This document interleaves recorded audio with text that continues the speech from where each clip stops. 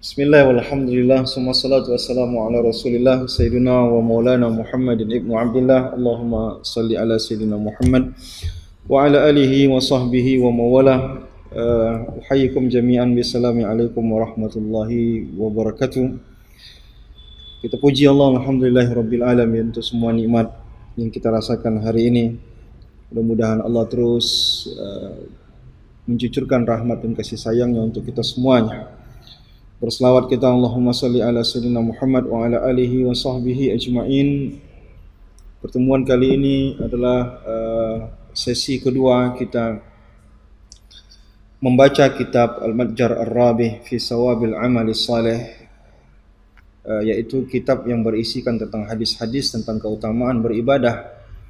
Kali ini kita adalah pertemuan kedua, di mana pertemuan sebelum ini kita telah memulai pada Kitabul Ilmi, yaitu keutamaan-keutamaan yang ditawarkan oleh Allah dan Rasul-Nya bagi orang yang mencintai ilmu, belajar, mengajar, dan semua hal-hal yang berkaitan dengan ilmu. Nah, itu sudah pada pertemuan sebelum ini. Maka pada pertemuan kali ini kita akan melanjutkan pada pertemuan yang kedua. Kita akan masuk kepada abwabut thaharah, yaitu pahala-pahala yang Allah tawarkan kepada kita, yang Allah berikan kepada kita dan akan didapatkan dari amal-amal kita yang berkaitan dengan taharah kita. Baik. Yang pertama, sawabul wudu'i wa isbaghihi, pahala yang kita dapatkan dari wudu yang kita amalkan. Nah, tentu saja sebagaimana kita ketahui bahwa wudu ini adalah pembuka ataupun kunci daripada ibadah, terutama ibadah salat. Tanpa berwudu maka ibadah kita tidak sah. Maka dalam sebuah riwayat disebutkan bahwa wudu ini merupakan salah satu sunnah umat Nabi Muhammad yang tidak ada pada sunnah Nabi Muhammad sebelum Nabi Muhammad SAW. Artinya wudu ini adalah keistimewaan umatnya Nabi Muhammad. Maka kita ingin melihat di samping ada kondisi-kondisi di mana wudu itu wajib, seperti solat, seperti orang yang mau tawaf, dan orang yang sedang mau memegang Al-Quran menurut sebagian ulama. Dan ada juga di mana wudu itu sunnah, ya, dalam banyak kesempatan, sebagaimana Rasulullah menyebutkan bagi orang yang mau majlis ta'lim, ketika kita mau naik ke tempat tidur, iza ataita marja'aka fatawadda' wudu'aka lis-salah, ketika kita lagi marah dan segala macam. Nah, itu adalah hal-hal di mana kita disunnahkan untuk berwudu. Tapi fokus kajian kita pada pertemuan ini bukan pada fikihnya, tapi fokus kajian kita pada pertemuan ini adalah tentang keutamaannya, apa yang Allah berikan kepada kita sebagai penyemangat bagi kita. Baik, sebagaimana yang telah kita sampaikan sebelumnya, kita tak membaca semua hadisnya, kita hanya akan pilah saja beberapa hadis yang kita anggap cukup untuk mewakili. Baik, pertama, berwudu dapat mengampunkan ataupun menghapus dosa-dosa kita. Karena itu kalau kita melihat anggota-anggota yang dibasuh, anggota tubuh yang dibasuh dalam berwudu ini, tidak semua tubuh dibasuh dalam wudu. Yang dibasuh dalam wudu ini adalah semua anggota tubuh yang dianggap paling banyak menyumbangkan dosa untuk kita. Ini di antara rahasia anggota wudu yang dipilih oleh Allah untuk dibersihkan.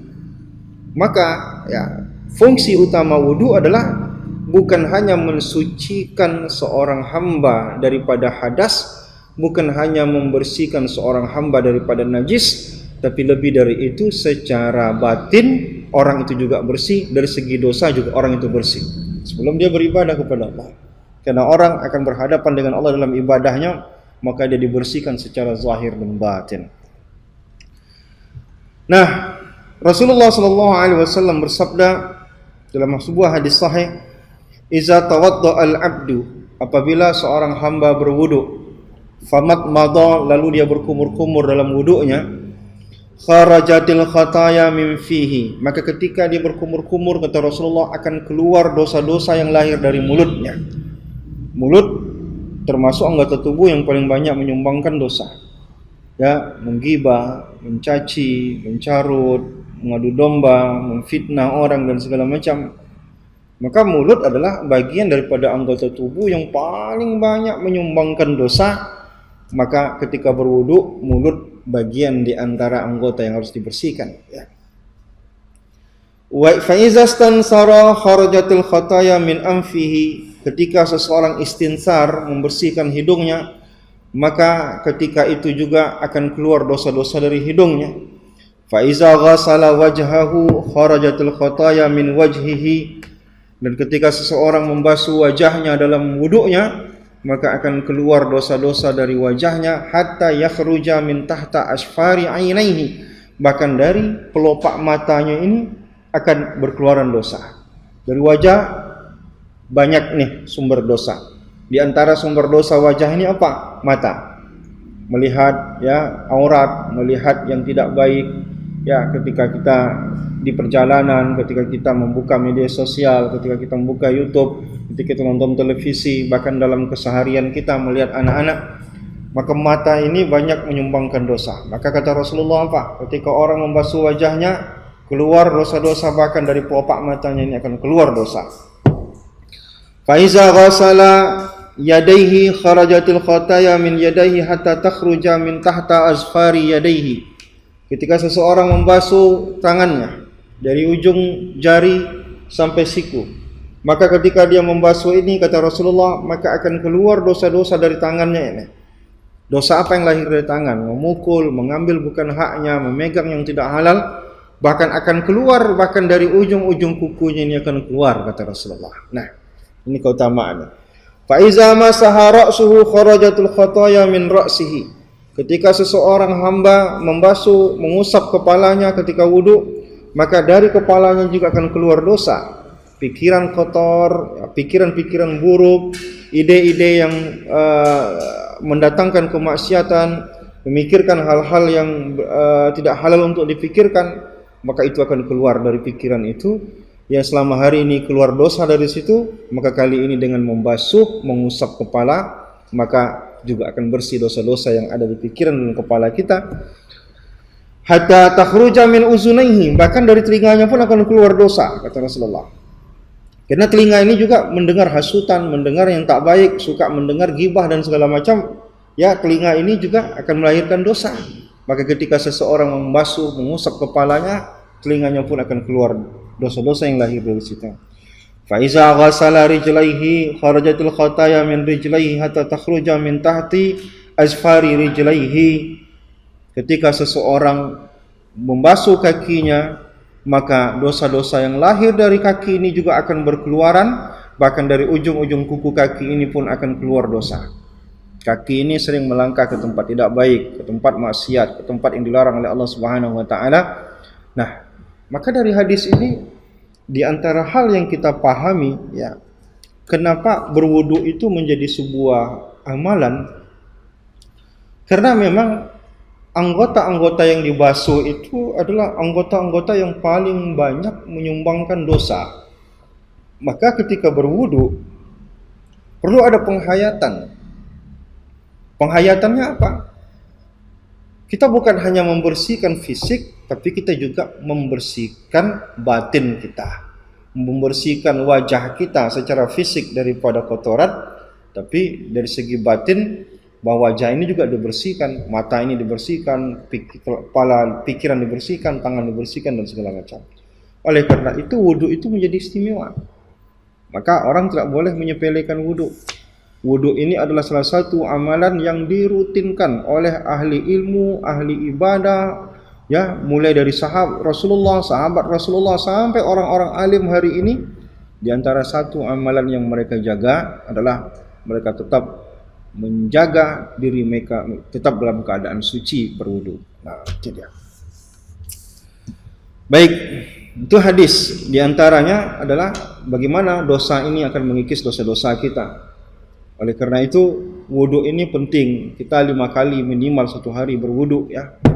Karena memang hampir setiap saat kita ini terjerumus dalam dosa. Keluar dari rumah kadang kita melihat kemaksiatan dan segala macam.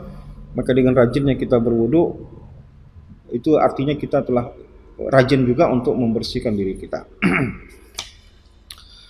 Yang kedua, sawabu man asbaghal wudu fil bardi syadid wa huwa yashukku alaih.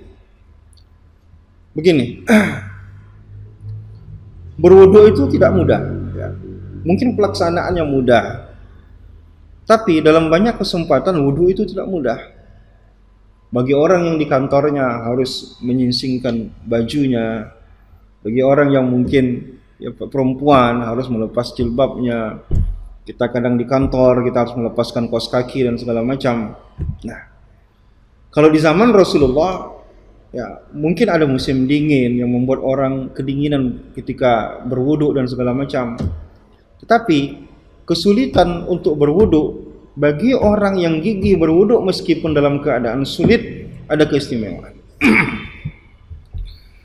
An Abi Hurairah radhiyallahu anhu qala Rasulullah sallallahu alaihi wasallam, dari Abu Hurairah radhiyallahu taala anhu, Rasulullah sallallahu alaihi wasallam bersabda, ala adullukum, maukah aku tunjukkan kepada kalian, ala ma yamhullahu bihil khataya. Pertama, amalan ini kata Rasulullah dapat mengampunkan dosa. Wa yarfa'u bihid darajat, derajat harga diri ditingkatkan, ditinggikan oleh Allah Subhanahu wa taala di dunia maupun di akhirat. Ya, ini dua amalan.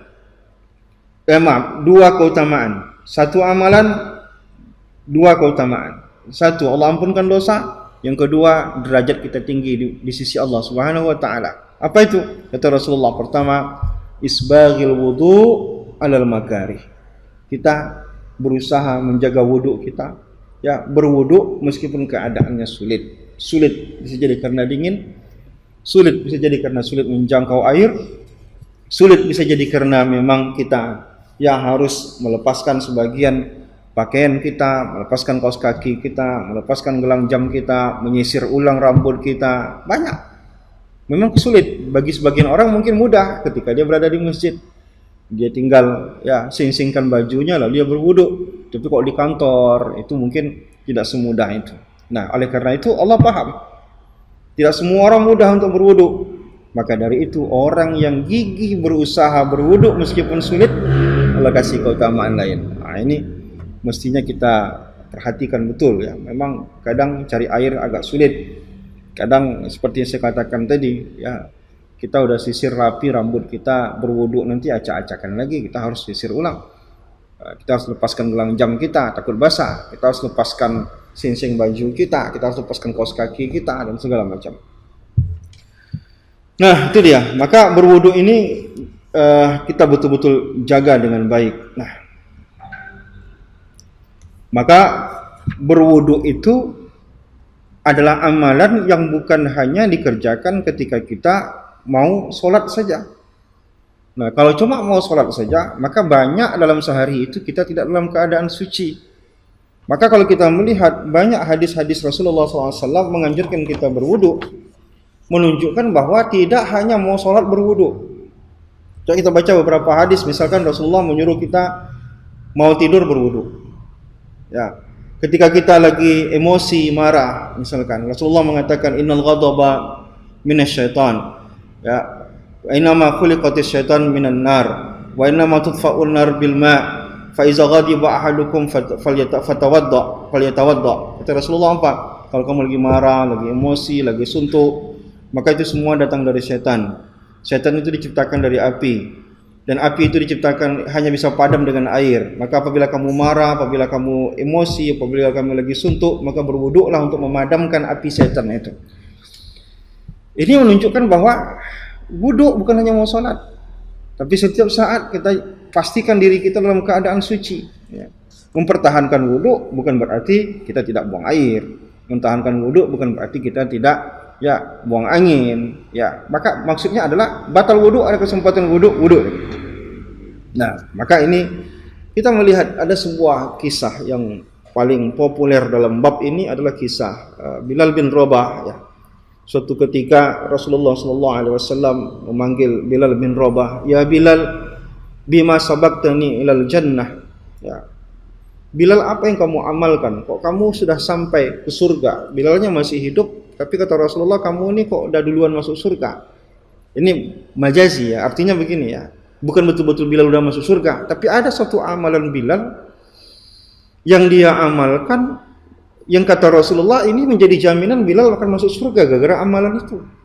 Nah, maka ketika Rasulullah bertanya, apa yang kamu amalkan Bilal? Kata Rasulullah, ya Rasulullah, ma'azantu qattun illa sallaitu raka'ataini. Dua amalan Bilal. Satu kata Bilal, selesai aku azan, aku salat 2 rakaat. Ini pertama amalan Bilal. Yang kedua kata Bilal, wa ma asabani hadasun qattun illa tawaddatu indaha. Ketika aku batal wuduku, aku wuduk lagi. Ini dua amalan Bilal. Karena dia muazin, habis azan dia langsung salat. Yang kedua, batal wuduknya dia upayakan untuk berwuduk lagi. Nah, Bilal adalah orang yang tokoh untuk ibadah ini. Maksud tokoh dalam ibadah ini artinya Bilal adalah orang yang pertama mengamalkan ini. Nah, dan Rasulullah mengatakan gara-gara itu dia masuk surga. Maka ya Bilal manusia, hanya saja Bilal sahabat. Bilal adalah sahabat yang terlibat dalam pensyariatan ibadah ini. Maka kalau Bilal dijamin masuk surga gara-gara satu amalan ini, kenapa kita tidak? Maka dulu kita ya ketika belajar ya, di Mesir ataupun di sini, banyak guru-guru kita kadang di tengah-tengah mengajar itu dia izin. Ternyata kita lihat dia lagi berwudu ya. Karena dia tidak mau membiarkan diri dia ya dalam keadaan berhadas. Jadi berhadas itu apa? Artinya wudunya batal, dia tidak mau. Batal wudunya, dia upayakan wudu lagi. Nah, maka kita harus juga mengamalkan itu karena ini adalah amalan orang-orang saleh. Maka semua berkaitan dengan wudu ini penting untuk kita jaga. Ya, di antaranya apa? Di antaranya adalah kita harus Rasulullah mengatakan laula an syuqa ala ummati la amartuhum bisiwak inda kulli shalah. Maka kita juga harus mempertahankan amalan-amalan yang berkaitan dengan wudu ini, di antaranya gosok gigi. Kata Rasulullah SAW, as-siwaku madharatun lil fammi mardatun li rabbi. Menggosok gigi itu dapat membersihkan mulut tapi juga mendatangkan keridhaan Allah Subhanahu wa taala. Maka ketika kita berwudu upayakan kita juga menggosok gigi karena itu memiliki keutamaan. Nah, yang lain yang perlu kita jaga adalah gini. Semua orang bisa berwudu dengan cara yang sama, tapi tidak semua orang bisa mendapatkan keutamaan yang sama. Karena apa? Karena tidak semua orang menjalankan semua amalan-amalan sunnah. Tidak semua orang menjalankan apa-apa saja yang berkaitan dengan kesempurnaan berwudu itu. Ya ada yang berwudu 1 kali dalam basuhannya, ada yang 2 kali, ada yang 3 kali. Tentu 3 kali sempurna, yang 1 kalinya tidak sempurna dalam segi pahala misalkan. Ada yang bismillah dulu, ada yang tidak bismillah lebih dulu. Ada yang berdoa, ada yang tidak berdoa. Tentu saja tidak semua orang akan mendapatkan keutamaan yang sama. Maka di antara satu hal yang betul kita jaga bagi orang yang mengamalkan wudu adalah berdoa setelah wudu. Berdoa setelah wudu ini bukan amalan biasa, tapi ini adalah amalan ahli penduduk surga. Maka Rasulullah SAW mengatakan apa? Nah, dalam sebuah hadis Rasulullah SAW mengatakan, ya,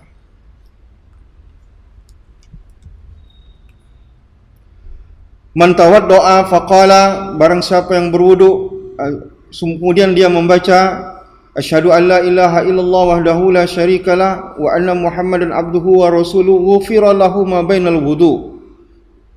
wudu'aini, maka orang ini akan mendapatkan ampunan di antara wudu yang satu dan wudu yang keduanya.